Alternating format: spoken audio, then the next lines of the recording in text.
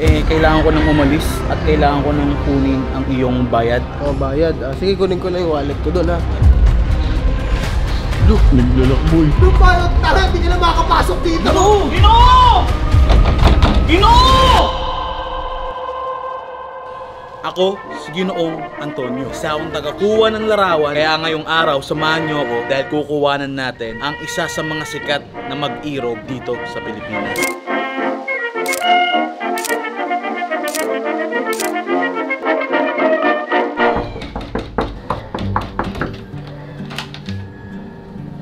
Ginoo?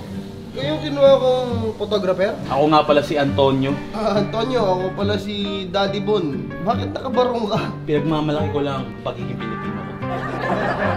Pinoy na Pinoy. Kumukuha talaga ako ng Pinoy kasi syempre support local. Kung hindi mo na natatanong kung bakit laging ganito ang suot ko, ang tatay ng lolo ko, siya lamang ang kumuha ng litrato nila Antonio Luna, Bonifacio, Emilio Aguinaldo. Boy, may kilala pa ako boy, legendary, si Jose Rizal. Kaya nakuha ko tong talento ko sa kanila. Grabe. Kaya Ginoo, tamang-tama ang pagkuha mo sa akin dahil hindi mo to pagsisisihan. Okay, sakto. Magiging bayani to. Kaya gusto ko picturean mo to. Alam ko, magiging bayani to. Ito pala nararamdaman ko na. Ito pala si King Lucas. Oh, Ginoo, kinagagalak ito makilala Ginoo. Pasok nga kayo, please. Pasok nga. Sabi, andito lang ang litrato natin. Bini-bini. Ayos kita makilala. Oh, pasok mo, halik pa. Ito, Pinoy na Pinoy ah. Ginoo, kailangan tayo maging magalang lalo na sa kababay. Ako nga pala ang yung magiging tagakuha ng litrato ngayon. Pwede ko po makita yung ating lokasyon kung saan tayo pwede kumuha ng litrato. Actually, dito sa spot na to, medyo maganda na pero maganda sa taas. Tamang-tama tong lugar na to para sa ating lokasyon. Napakaganda at napaka-cozy. Alam mo saan yung era ngayon? Ang tawag namin dito, TV. Alam mo ba Ginoo, nung panahon ng lolo ko, yung mga ganitong kama ay para lang to sa mga mayayaman. Ay di, itong kama na to, nirenta lang namin. Isang araw lang kami mayaman. Akala ko Ginoo sa inyo to. Pero Ginoo, napakataba ng iyong anak. Ay oo. Napaka-pogi. Sabi ko naman sa'yo eh. Ito ang papatay sa Magellan. Patay na si Magellan kay Ginoo. Antonio, ano ba mga lupit na litrato ang binabalak mo sa amin? Ginoo, simple lang naman. Gusto ko lang makuwanan yung masaya nyong pamilya. Kumbaga ba kailangan nyo lang dito mag-candid shot. Usapan na hindi nyo nakikita ang camera. Okay. Just relax. Oh, ba't naging English ka na? Ano just relax? Ginoo, Gen Z. Gen Z, Ginoo. Hirap pag Tagalog, pag malalim, Ginoo. Mahal ang binahan ko dito. 12 kyaw. Isang umagang photoshoot lang. Ang mahal mo namang litarista. Ginoo at binibini, paano hindi magmamahal? Lagi ako nakaganito. Nakakangali din kaya. Ang bagay sa iyo to. Ginoo, mas lalo ba akong nagmukhang Pilipino? Hindi, mga taga-bukid. Sira ulo ka rin, Ginoo eh, no? Dito, nakaharapan lang kayo dito. Magkaharap lang kayo para nasa gitna sila. Ginoo, mag-uumpisa na ako sa pagkuha ng aking litrato. Banding lang kayo, Ginoo. Napakaganda, Ginoo. Tawanan lang, Ginoo. Napakaganda, Ginoo. Mabibilib yan, kaibigan. Panigurado ako, sobrang may bibili ito matutuwa to. Dahil sa bawat paggalaw ng aking daliri, sa sayang litrato agad ang kanilang makikita.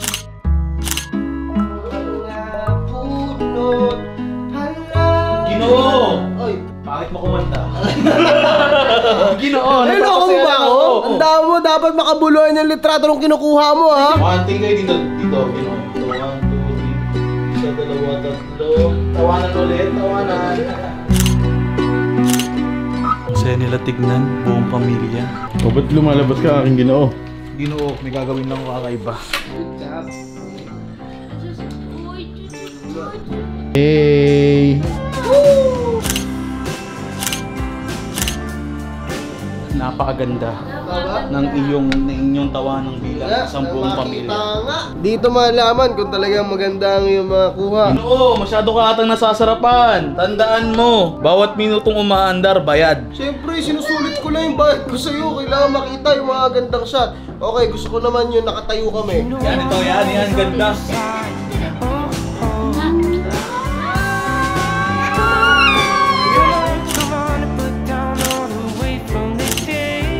Ginoo! Ako'y nabibilib! Ginoo! Napakaganda na ngayong kuha! Sinasabi ko naman sa'yo eh.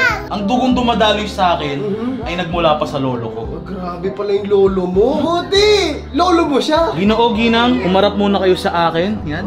Ginang, umusog tayo dito konti. Hishang! Hishang! Yan o. ano eh, ng pagkuputok ng liwanag eh.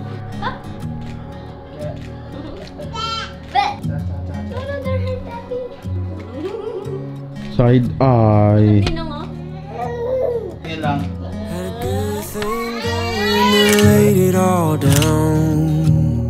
Ginoo, pakiramdam ko pwede ka nang kumuha ng mga Pang-wedding. pang-professional. Lubos ako nagpapasalamat dahil kinuha mo yung pinaka-masayang momentum ng buhay ko. Ako'y lubos lang nagtataka. Paano mo ba nakuha si Ginang Carlin?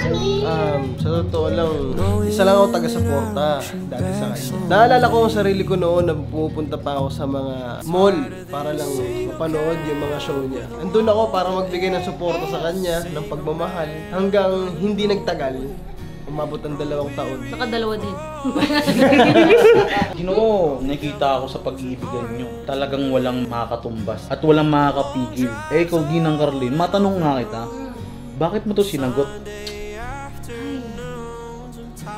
Hindi ko kasi matiis ang kagwapuan niya. Ang kanyang karisma. At Boy, di na matuloy boy. Tumalan pa si Loso. Pero isa sa katangian na pinaka nagustuhan mo sa kanya, Ginang Carlin, ano yun? hindi nawawala ng pag-asa at hindi tumitigil hanggat makuha niya ang gusto niya. Kaya nakuha niya ako. Bakit nagiging Pinoy ka rin? Nakakahawa kasi ito eh. Sa kwento nyo pa lang, talagang naispira ako. Tsaka nakita ko napakasaya talaga ng iyong pamilya. Kasi ako ay galing sa wasak na pamilya. Dumakay ako sa aking lola.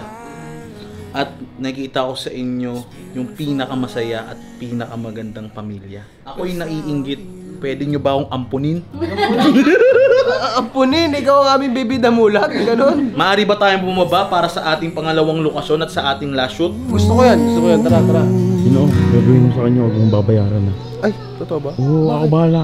Seryoso? Oo. Ikaw na magbahala magbayad? Hindi, ako bahala. Huwag mo na tatakasan mo. Uy, Paalisin mo agad, kunyari, ang pangit ng mga litrato mo. Pag paano pag hindi pag naipasa sa'yo, sabi, ang pangit ng mga litrato mo bigla. Ginoo! Nakapalit na ako ng aking lente. Okay, sige, tingnan natin. Ginoo, nais ko lang kayong kuha ng dalawa. Ikikis mo lang ang iyong anak sa noo. Okay. Kaming dalawa muna. Okay, yung dalawa, Ginoo. Tapos dito kayo nakaharap. Yan, ayan. Dito sa akin. Onti lang, onti. Oh, yan. I think of all the times we lay looking out at the stars. Never saw the way you made me feel. You set fire to my heart. Before you. Hindi dito, Kishang. Yan, ganyan. Recognize now. How I adore you, it can't be matched. No. Yun, all done? All Done. Grabe yun. Okay. Sa 30 minuto, nakakuha ka ng iba't ibang litrato. Yes, sir. Ginagagalak ko na kuhanan mo kami ng mga gandang litrato na punong-puno ng kabuluhan at mga gandang memorya. Ginoo, nakataba ng puso ang iyong mga sinabi. Oo, kasi mataba ka. Masaya. Mataba, uy. Hindi, nakakataba Bastos ka? kasi. Hindi. Bastos ka ata eh. Hindi, boss. Kita mo, professional Nagpapatawa lang ako. Hindi nakakatuwa kasi professional Ay. kami nag-uusap dito. sorry. Ginoo, bago matapos itong araw natin, anong masasabi mo sa aking trabaho? Sisiguraduhin ko na irerekomenda kita sa aking mga kaibigan. The same time, bibigyan kita ng bonus. Oy. Okay? Gusto ko yan, Ginoo. Ayan, bonus. Ginoo, dahil kanina ko pa sinasabi na mahalaga yung oras ko, kailangan ko nang umalis at kailangan ko nang kunin ang iyong bayad. Oh, bayad. Sige, kunin ko lang yung wallet ko doon ha. Ginoo. Relax ka lang. Boy, mautak din yan eh. Ayun, naglalak na. Look, Naglalak, boy. pre, hindi ba pwede yun? Ang layo ng binahin natin. Oh, Ginoo! Yung bayad, tara, hindi ka na makakapasok dito. Ginoo! oh. Ginoo! Ginoo! Ginoo! Ginoo! Nagabala ako para sa'yo! Bayaran mo ako! Ginoo! Hindi ka naman mabiro. Hindi Ay. naman kita nilakan. Babayaran kita. Nakalimutan ko kasi rin yung files ko eh. Ay, Yung files ko. Oo nga, no, Ginoo. Files ko. Ginoo. Babayaran kita. Wala ko yan. Ano mo muna. Ginoo! Sinasabi ko sa'yo, ha? Babayaran kita ha. Wala mo no. Tara. Hihintay mo ako sa kotse. Ha? Ako bahala sa'yo. Sayang ka! Ginoo! Nagpauto ko na naman. Scammer nga!